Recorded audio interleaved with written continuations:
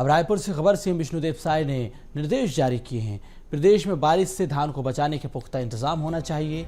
14 नवंबर से प्रदेश में धान खरीदी शुरू हुई है। खाद्य मंत्री दयाल दास बघेल ने सभी जिला कलेक्टर को निर्देश दिए हैं। अब तक 18 लाख मीट्रिक टन से ज्यादा की धान खरीदी हो चुकी है। 3,85,000 किसानों ने अपना धान बेचा है।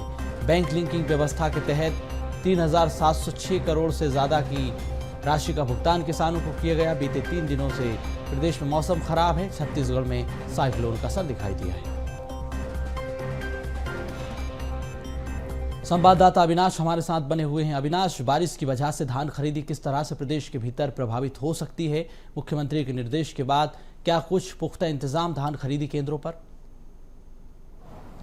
देखिए, धान खरीदी केंद्रों पर धान के रखरखाव को लेकर तमाम व्यवस्थाएं की जाती है और जिस तरह से छत्तीसगढ़ में साइक्लोन का जो प्रभाव पड़ रहा है, छत्तीसगढ़ में मौसम बदल रहा है, बारिश कई स्थानों पर हो रही है। ऐसे में धान खरीदी केंद्रों पर जो स्टॉक हुए जो धान है उसमें कहीं ना कहीं भीगने के चांस होते हैं, जिससे धान पूरी तरीके से सड़ जाता है और उससे एक बड़ा राजस्व का नुकसान होता है सरकार को।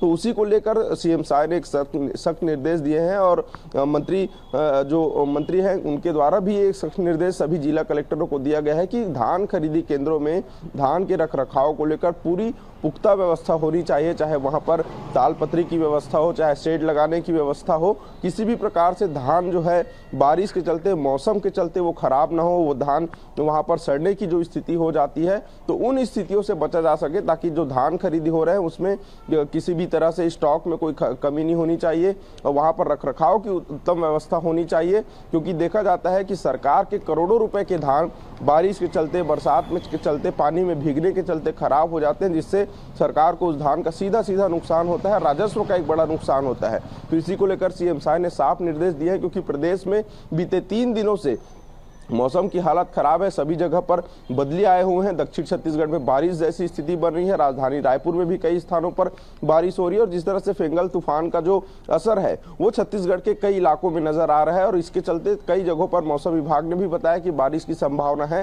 तो ऐसे स्थितियों में धान खरीदी को सुरक्षित करने, वहां पर धान रखने की उत्तम व्यवस्था होनी चाहिए। वहां पर तालपत्री की व्यवस्था होनी चाहिए।